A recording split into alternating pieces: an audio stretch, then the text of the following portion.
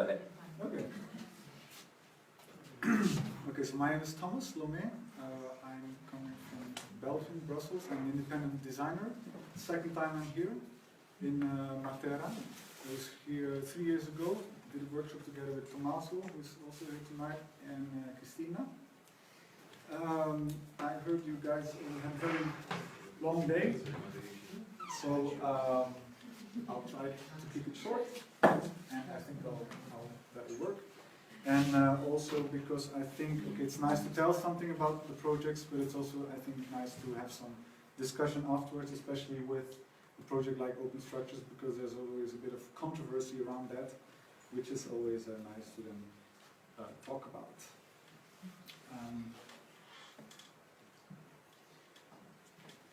I would like to start the talk with a larger question, with a more a question that for me really kind of frames the context in which we're in nowadays, which is this quote of Bruce Mao, now that we can do everything, what will we do? I read this quote for the first time in his publication on Massive Change. Massive Change was an exhibition he did on where he gave his vision, or the vision of his studio, on the future of design and what design is, what it could be.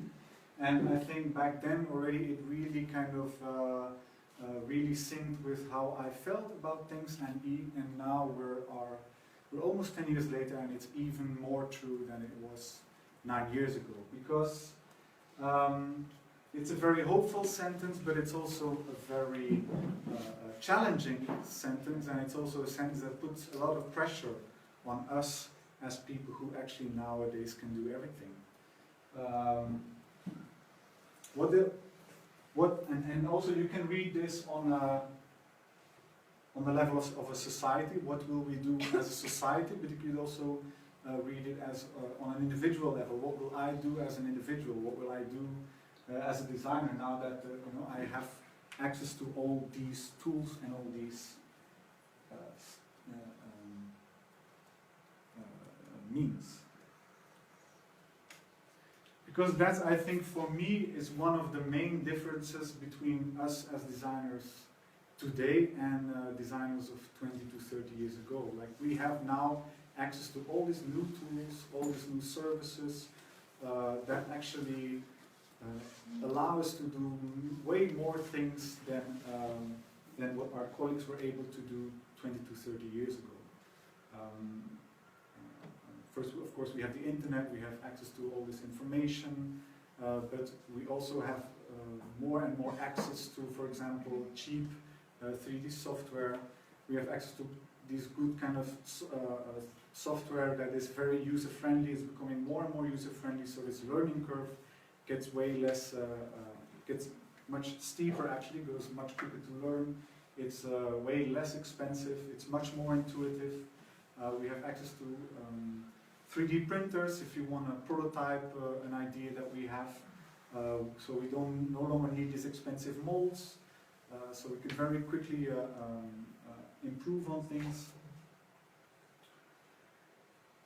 If we have an idea and we wanna find budget in order to make the first prototype of that idea, before we had to or approach a bank or approach a governmental institution in order to get some funding. Now, banks and institutions, they have different kind of motivations. Banks, they need to have return on investment, so there you're going to have to convince them that your idea is going to make money. However, a lot of the best ideas that we have, somehow they don't make money yet. But only to know how they, the only way how we will know how to make money with them in the long run is to start doing them, is to start prototyping them. And things like crowdfunding platforms allow us nowadays to do that, to make this first, to gather sufficient means for an idea that we have that not necessarily or that not directly has a financial return, but that somehow is worth doing it. And a community, I think, is going to be much more willing to support you in that than a commercial institution. So it's really kind of changing the game for designers. As I said before, we now have access to free free or very cheap 3D software tools, open software tools in order to shape our ideas and to test it. CNC machines to prototype our ideas, and online shop templates to sell our first prototypes, to sell our products. Again, there we don't have to approach a big distributor. We can just bypass all these big players, the banks, the distributors, the retailers. We just start an ENSCI shop online, and off we go. So we have access to much more tools, meaning that it's completely shifting the design practice. We can do much more than the people before us could do. It's shifting the design practice from the designer being a subcontracted person towards a person who can work completely autonomously. So before, designers, because the monopoly of production was mainly in the hands of the industry, also the designer was subcontracted by the industry to work for the industry. So you had a company producing a certain product or inventing a certain material, asking a designer, use your design skills in order to make this material sell, to make this product sell again, reshape it, make it attractive, make it easy to use, so that it can boost sales, basically, so that people will desire it. I also think now this access to new tools makes that the design profession shifts from being a neutral profession, we work for a company, towards being a more political profession. We now have access to these tools, we now can kickstart our own projects, so we're also gonna, the question of which project are we now really gonna do becomes much more important, prominent, and also politically motivated, or can be politically motivated. It's shifting the design practice from appearance to impact. Before, a design project was mainly was considered successful if it looked good. Maybe now success is measured more on the impact that the object or the service or the design, whatever it is you made, has. And it's shifting also from close to open. If you're working from a personal ambition, then actually what you want is that your idea spreads as quickly as possible. So actually, and the best way to do that is to just open up your idea so that this idea can be copied all over the place, and it can have much more impact than trying to approach it in the classical way.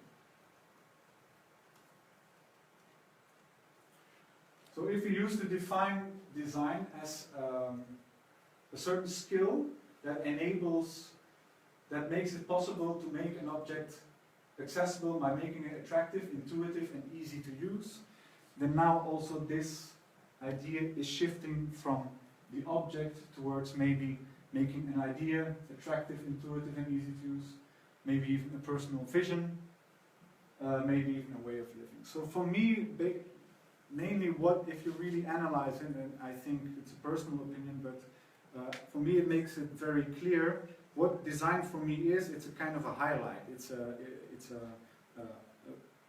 big beam of light, and you as a designer have the choice on what you're gonna highlight, what it is that you're gonna make attractive, that you're gonna make accessible, that you're gonna make easy to use. And by doing so, you kind of give oxygen to that certain thing. Before, it was design was mainly used as a skill to make objects and projects and products attractive, so to highlight products. Maybe now we can use it, to highlight ideas we truly believe in. Maybe to highlight ideas that we found somewhere in a library, ideas that are hidden in a PhD thesis, and that we as a designer have could actually catalyze. So we could give a much wider amount of people access to a certain idea just by making it attractive. Calling 78925. But of course, there's also a flip side to this, to the current context that we're in, because what it's doing is that we are now confronted with abundance. We have so much more things we can choose from that sometimes it becomes overwhelming. That sometimes we just get lost. We also need to be able to have much more self-discipline than the people before us. We need to be able to say no. We need to. It has become much more difficult to focus, to concentrate, to choose, and to really say this is what I'm going for, and all those things. That's also super amazing and attractive and exciting. But I'm just going to choose not to do that, and that's very, very difficult, I think. So I also think within design schools, or actually within all kind of schools, within education, this kind of this idea of self-discipline, this idea of learning again how to focus, how to concentrate, and how to make choice, that's a new skill that we need as creatives or as citizens need to learn and need to be able to handle, or we're just going to get lost and we're just nothing is going to happen in the end. Another thing I think that makes this new situation very challenging is that because we can do so much, there's also much more expected from us. There's much more pressure on our shoulder to really kind of perform. And again, that is also not a situation a lot of us are comfortable in, and that also includes me. So this situation has, it has a very exciting side, but it also has a very challenging, potentially problematic side that we also, I think, really have to be conscious about.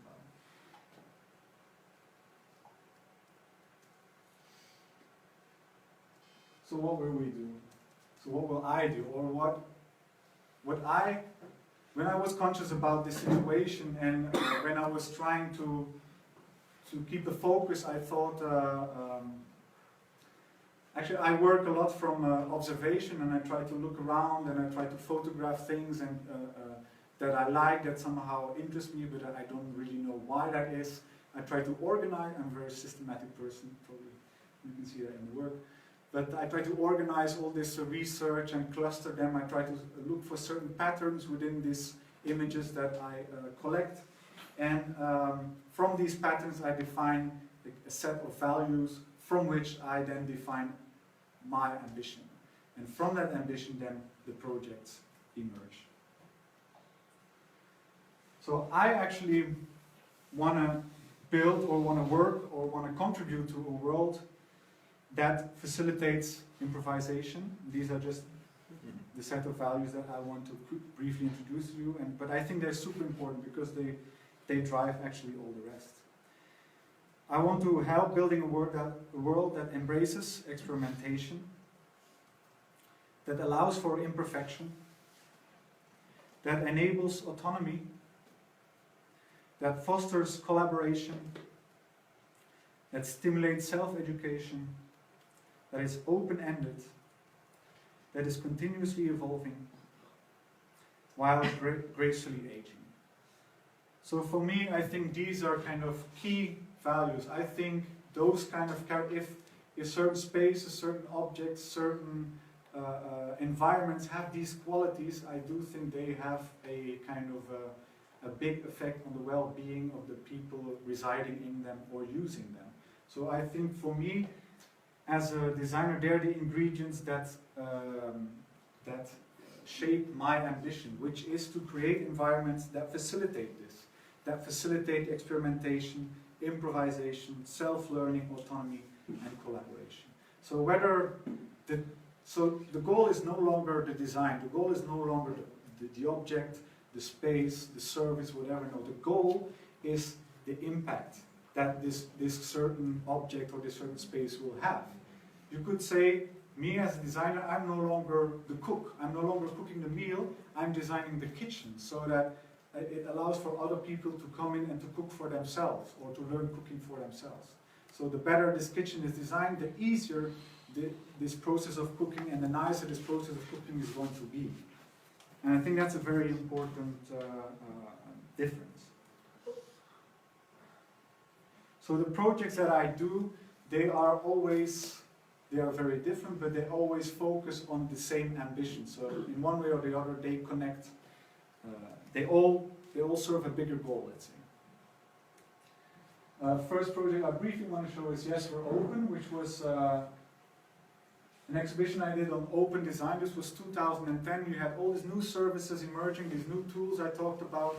What I tried to do in this exhibition was just trying to structure all these tools and all these services, and trying to take the visitor from the investment phase to the prototyping phase to the production phase to the retail phase, and showing them what kind of new services are currently available already today, so that actually the visitor could just he could take a manual, because I also made posters alongside with this exhibition, and take this kind of manual home, and if he would have an idea, then he would know exactly which services to use in order to bring that idea as an individual from an idea all the way to a product that could be sold.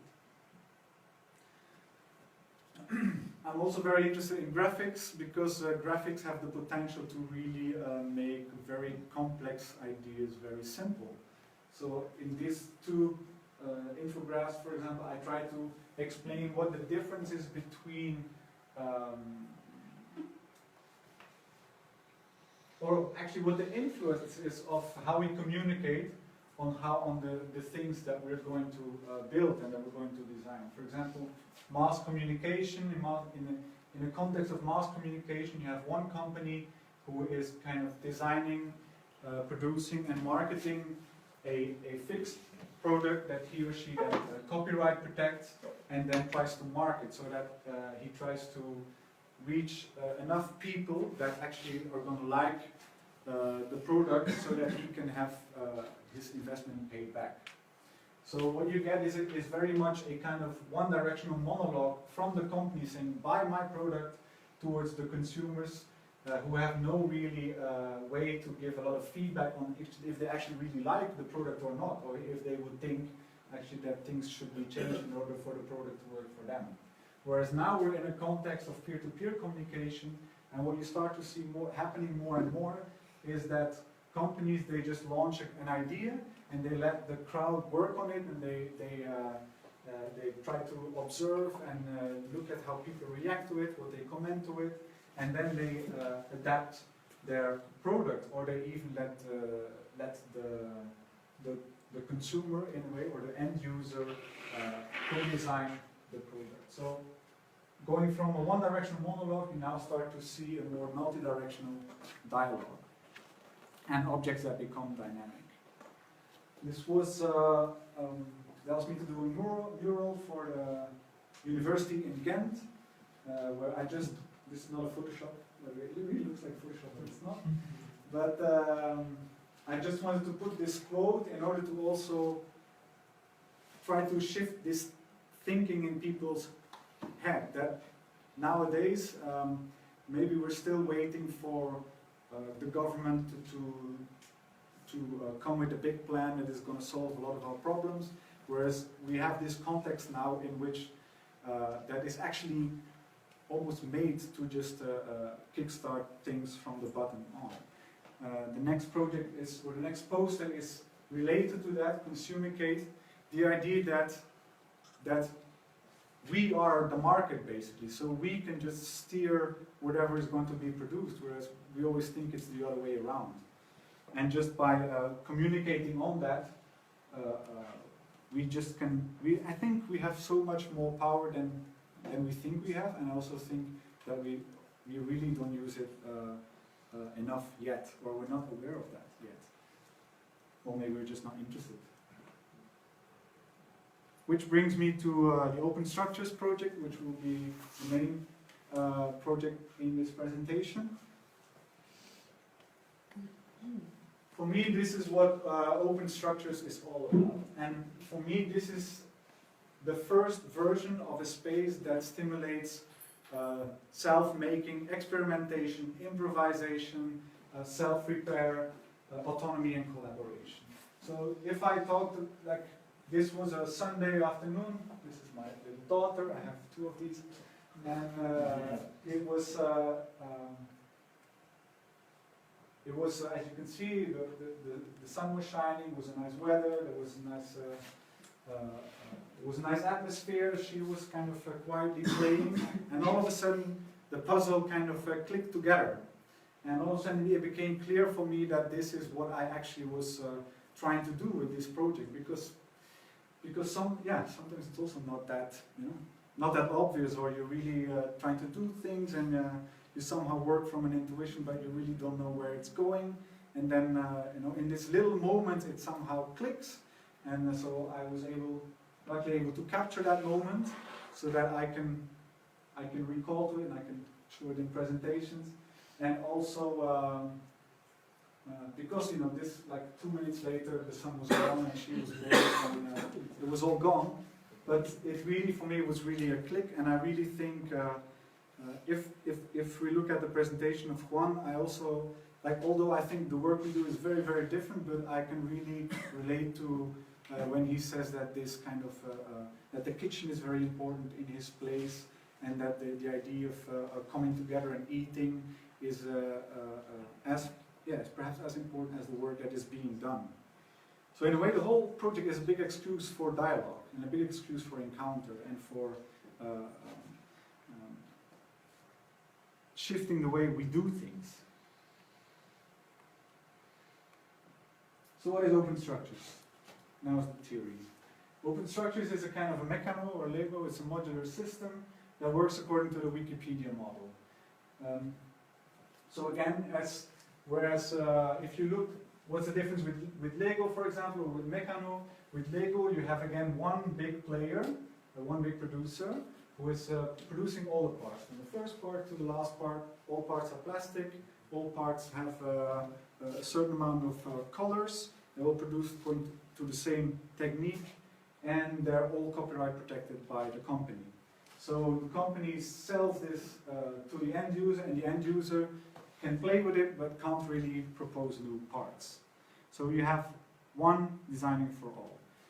OpenStructures challenges that by proposing that a modular system in which everybody can design for everybody. So you no longer have one big party who's designing and producing all the parts, but you have everybody who's contributing one or more parts depending on his or her interest and skills.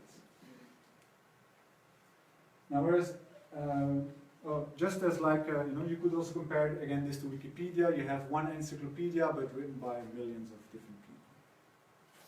Now, where Wikipedia is using HTML as its kind of a common language that enables people to read, edit, and upload articles and re-upload articles of others, OpenStructures brought forward or uses a grid that is built up out of blocks of 4 by 4 centimeter, in which the diagonals determine a certain assembly point pattern. And this grid is then used as the common design template for all contributors. So what you get is this, and what starts to emerge if you give this grid to all kind of different people is all these different parts that are all have a completely different signature, because they're designed and made by different people. Some parts are very high-tech, other parts are very low-tech, some parts are very brute, and others are very refined, some parts are very expensive, others are very, very cheap. But what you start to see is you get a modular system that no longer has this uniform identity, and you get all these parts that are, although they're very different, they're still all compatible to one another. So you can always recombine different parts simply because they have the same sort of DNA, and they're built from the same script.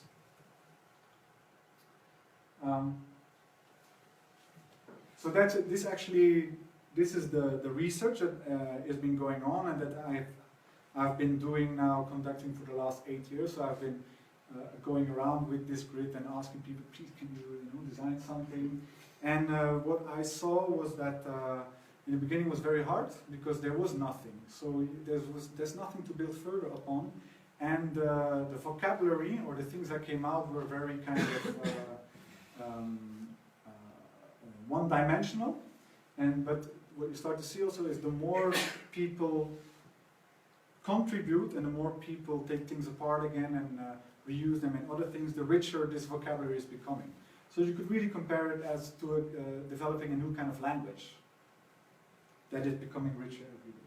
I would now like to show you some pictures of what people have contributed. This is a ring that was made by Jor, I think in 2012. This was a result from a workshop at the Design Academy. Philip Luschen made these weird creatures. This was a towel by Linde Hermans.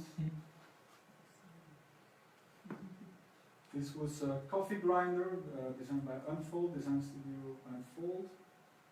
Where again, you know, some people are really challenging this grid with this kind of shape, and then here it's actually, they only use the grid as a connector between two completely not modular components. So also that's also interesting to see how people really, different people have a completely different interpretation of the same system.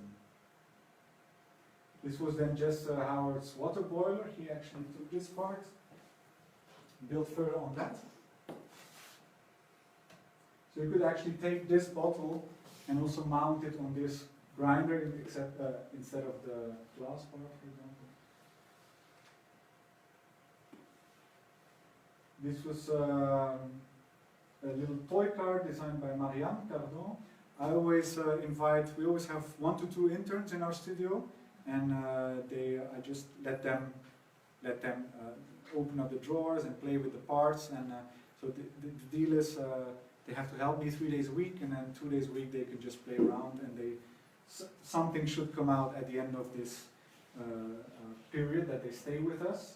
This was Jess's object. This was one of Marianne's objects. She made many different. But as you can see, oops.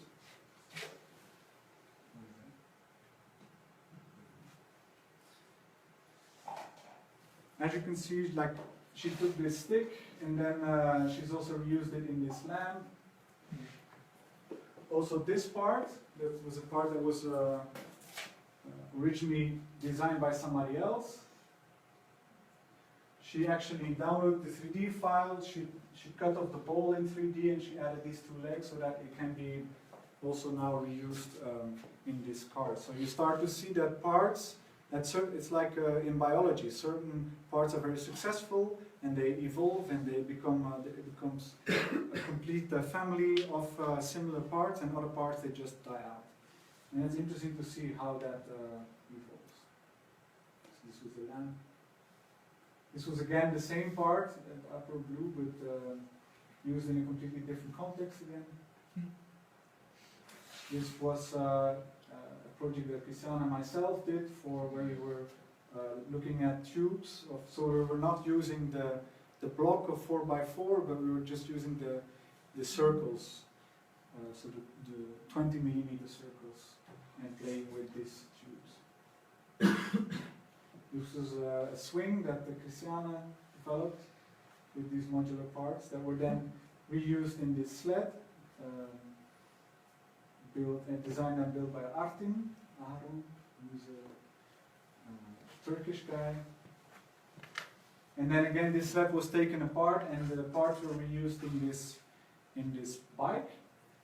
So that's also another thing. Like all of these things, most of them I just still have on picture, and most of it is just laying around in parts all over. So the idea is also that in order for the object to evolve and to learn from it, you constantly have to destroy it, which is sometimes a painful process, but also very helpful. Then the aluminium triangles that you see in this bike, they were then reused to make this bike by Johan van Boelstraat. And the beams in this bike could be used to build these kind of tent beds, which we built for the IDS City event in Detroit, and is currently has been traveling to Athens and is going to Arles later on.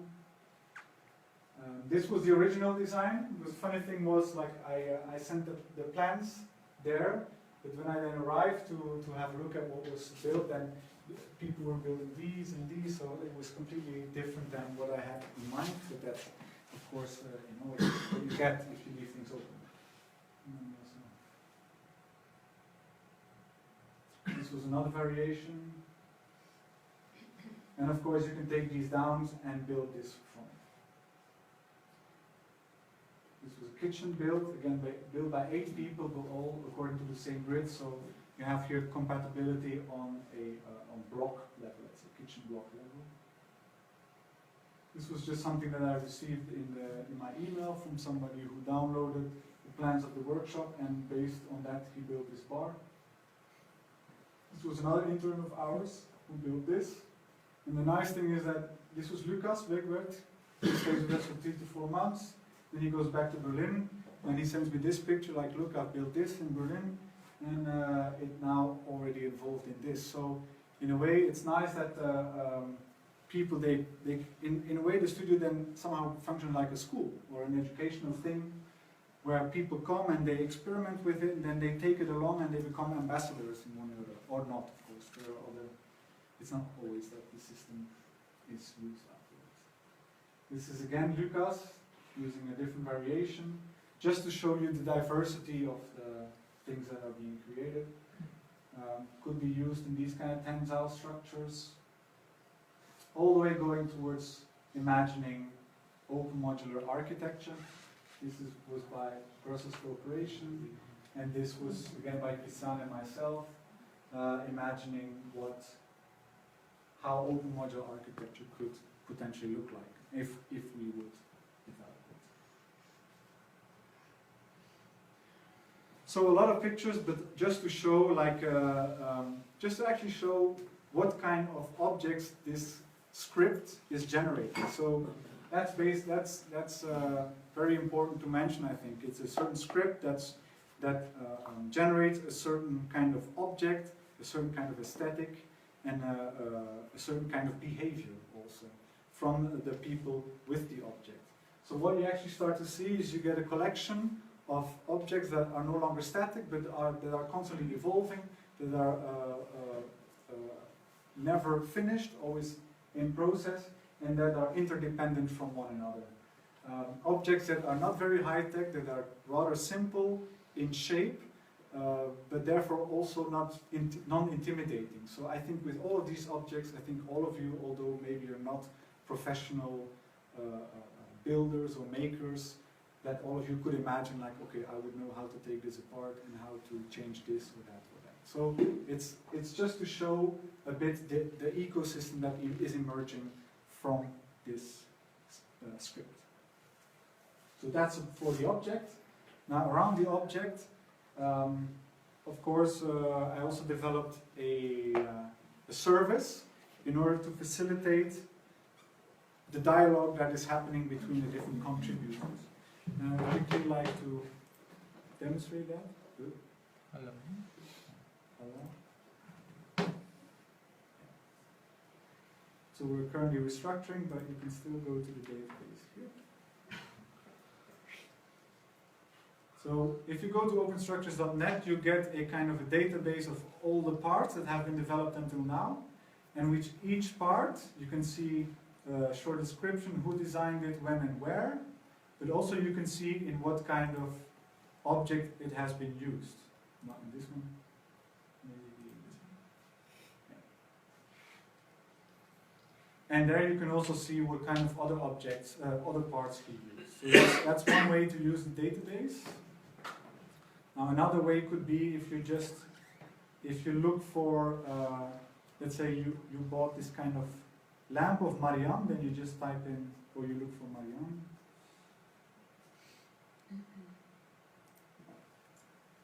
It's still very simple, or it's not that, so you can still look for Marianne at this point. And then you can see this lamp, and you can see what kind of parts are being used in this lamp. And then for this part, you could either download the DXF file and reproduce it or change the part, but you could also actually see what other people have been building with this part. object. So for example, if you have this lamp that you would want to reconvert it to this lamp, then you can just go to these parts, you can download the DXF files, and you can then print out or laser cut the missing parts so you can make this reconversion.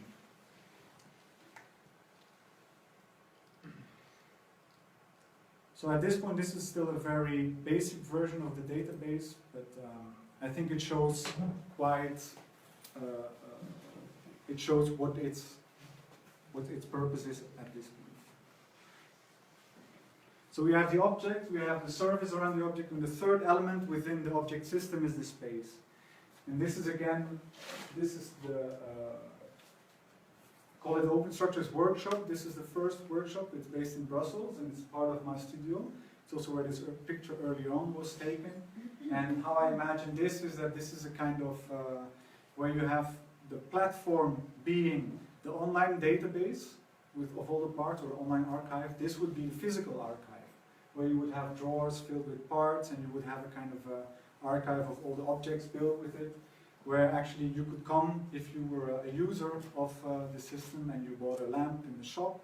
Like you don't necessarily have to build everything. You could also just maybe buy something pre-assembled.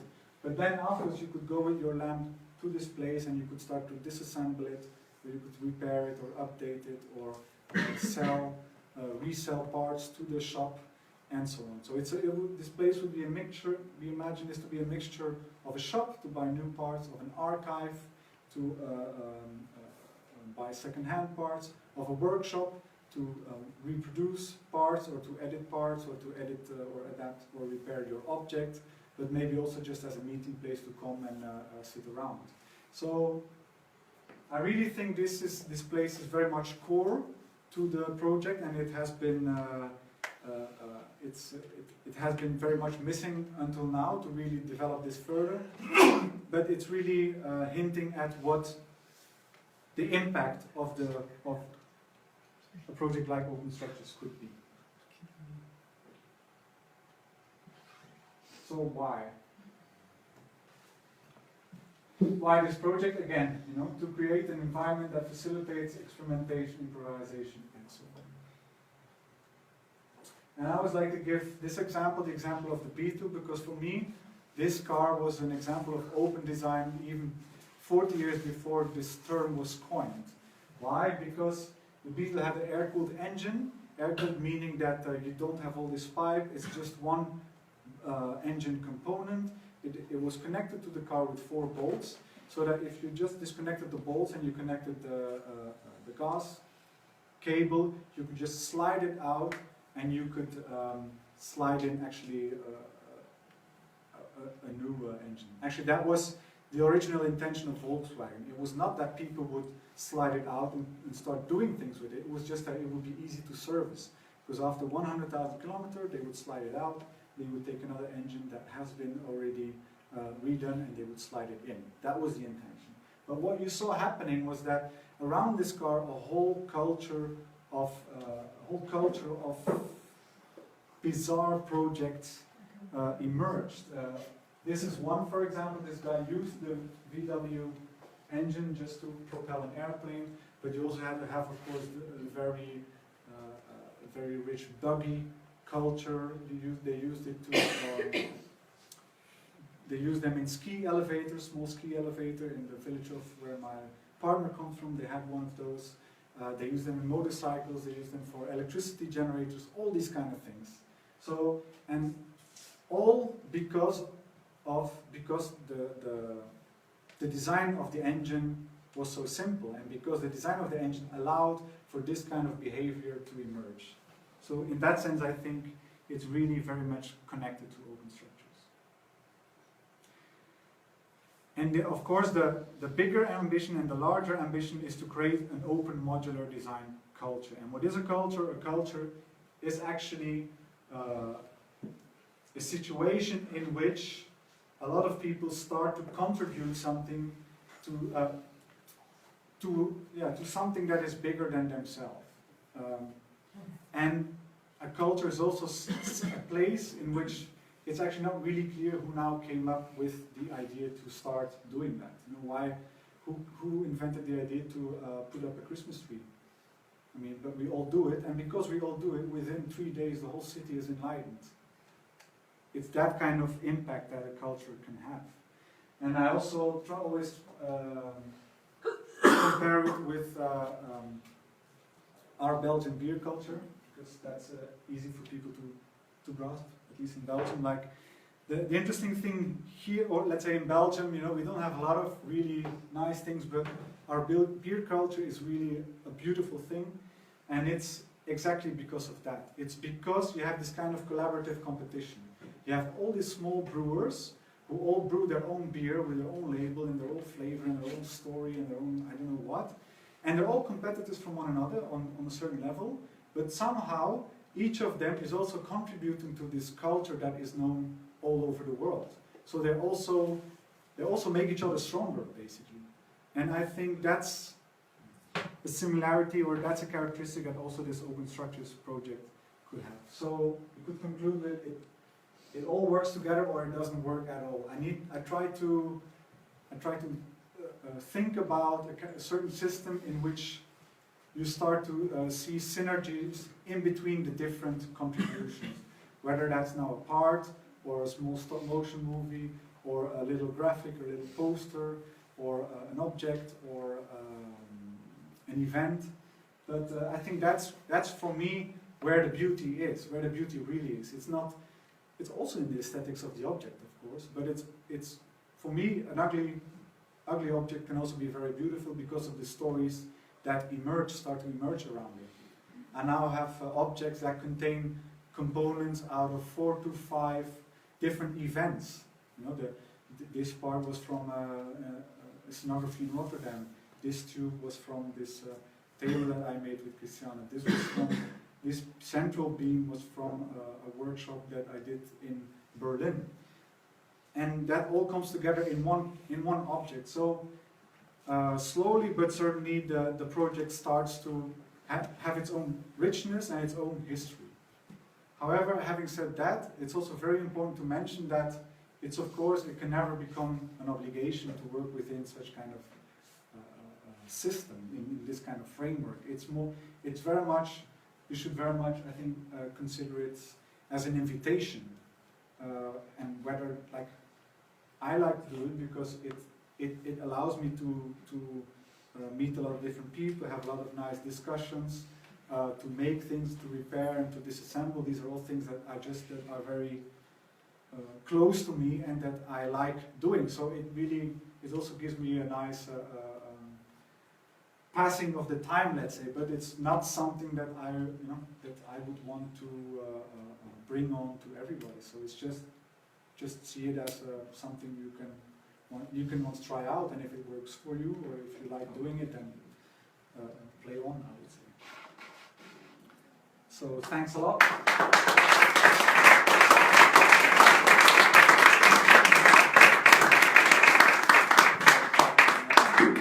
So, and please, you can go to OpenStructures and download and upload and play with it, and you can consult me because I'm here, so you can ask all the questions that you would have to ask me already for this, if you like. Thanks, Thomas. I think both lectures were very inspiring for us for many reasons. Modularity is one of the key words of the kind of project that we are developing, and also materiality and digital technology and digital publication are connecting this word. So my first question is how we could eventually diversify modularity in a way that is a sort of customization that we could use for contextualize our work with an open structure approach. How do you see that? Because we are really starting to understand how open structure could make the difference according to different site-specific issues.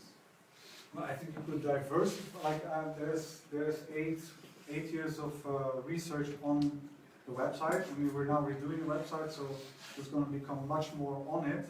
But I would say really browse through that and download and look already what other people have been doing before, and also use that, I would think.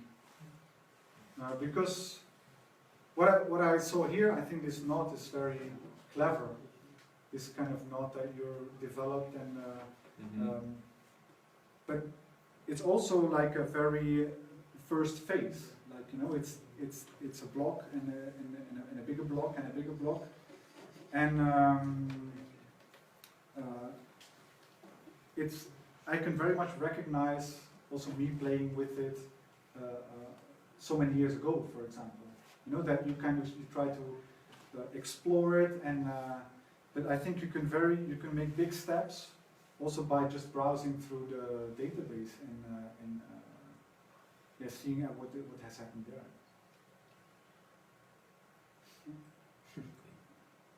Questions?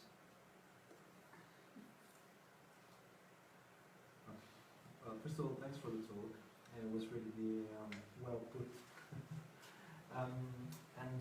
I especially do agree a lot with what you're saying about the need of cultural change.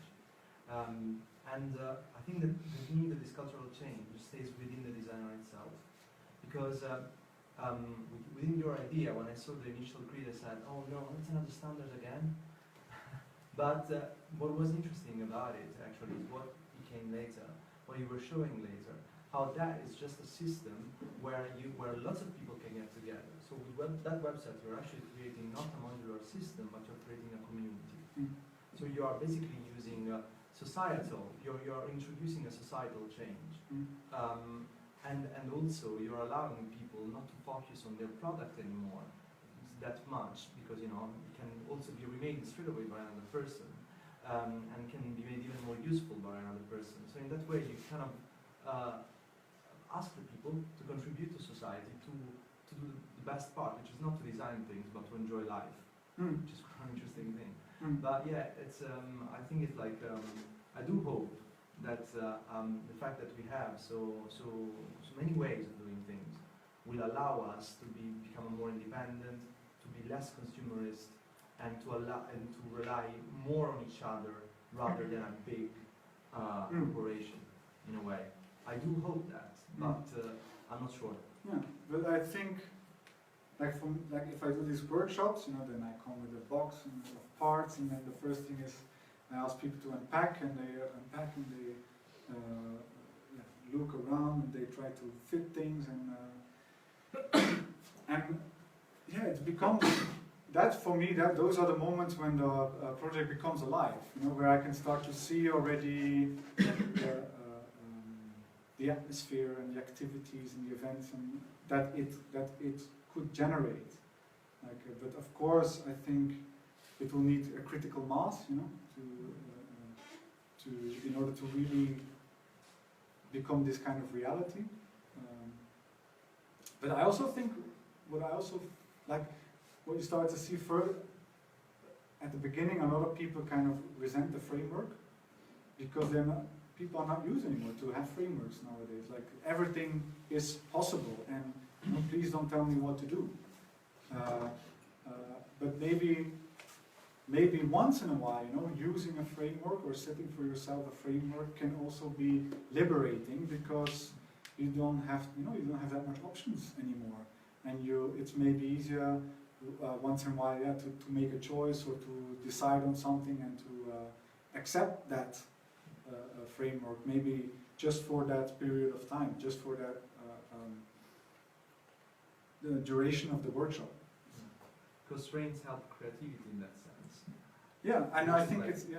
But yours like a design constraints, which is interesting.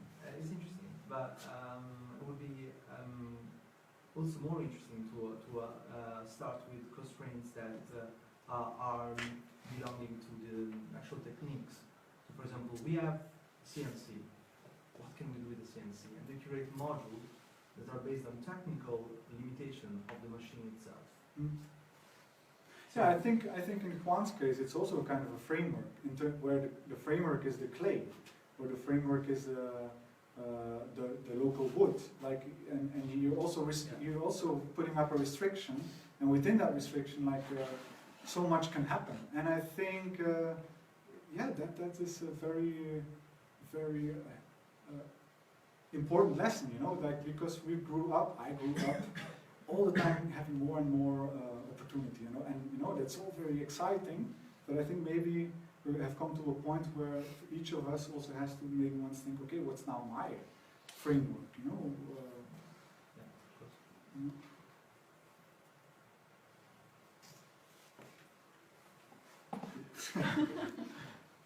How did you choose the dimension?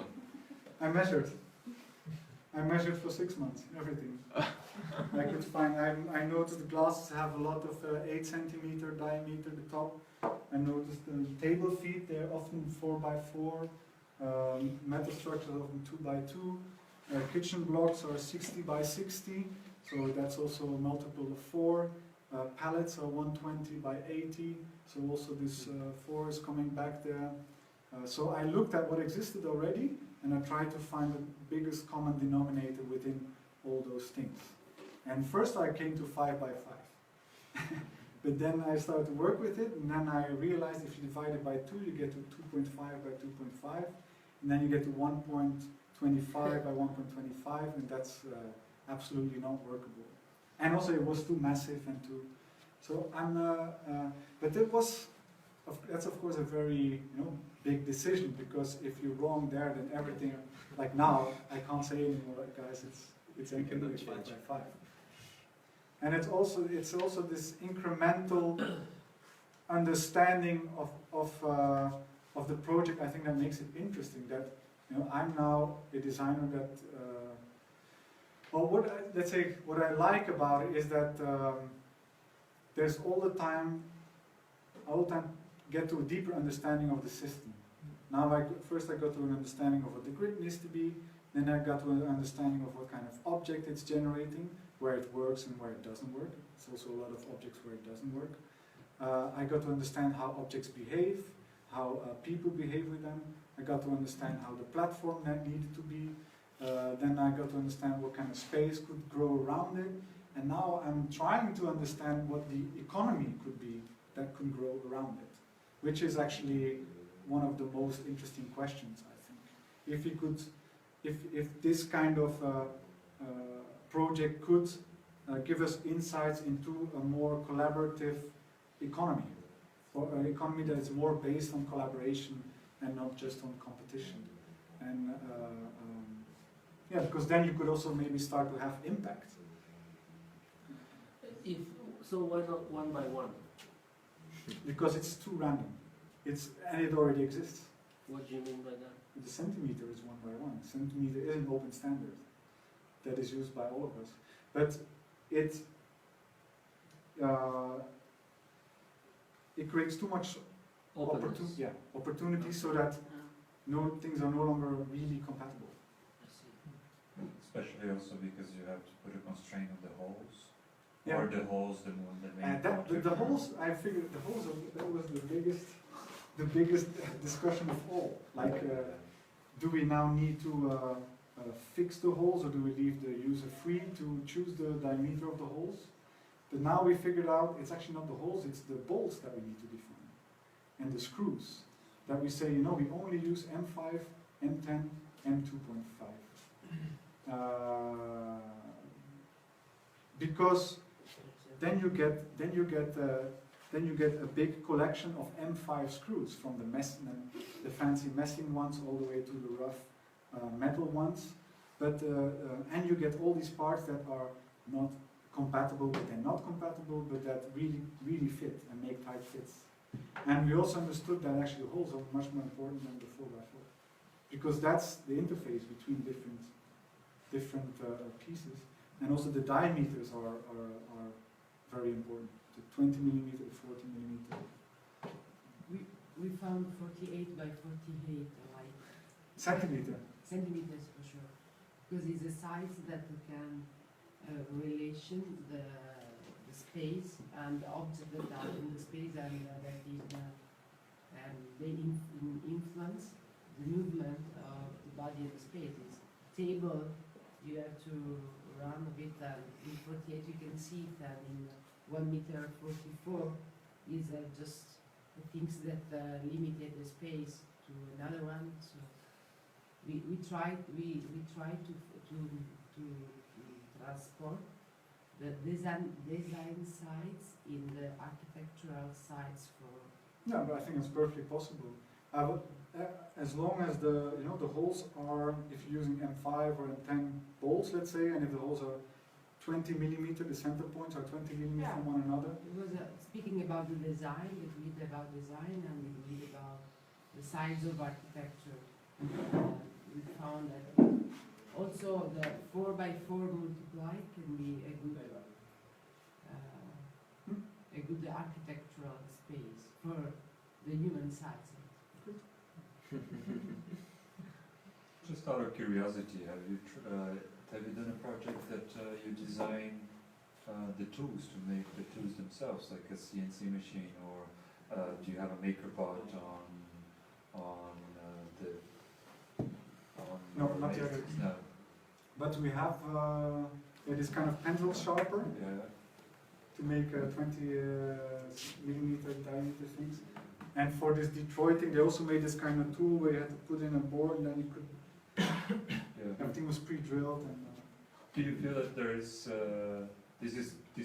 this is a growing necessity to have a library of tools itself, and besides the library of parts? Yeah, yes and no. I mean, on one hand, yes. On the other hand, I mean, with the CNC and with the 3D printer, you can do so much with that. But it's maybe, yeah. But in the same way, like then they can do a specific that. But if you create a tool that you don't know the usage for yet, maybe you create another thing. Yeah.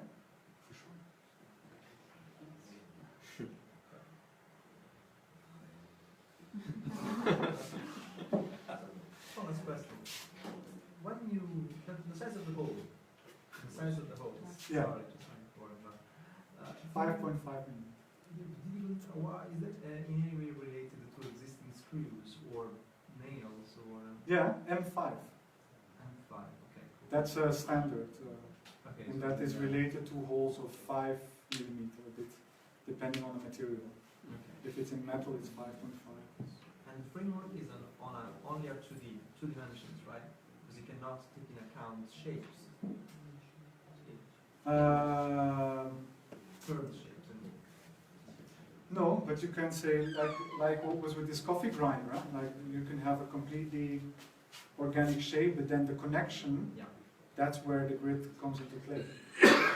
So you have parts that are very rigid and other parts that are very free, and it's a bit how people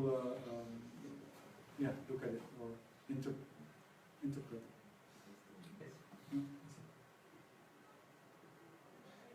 Okay. Thank you very much. Thank you.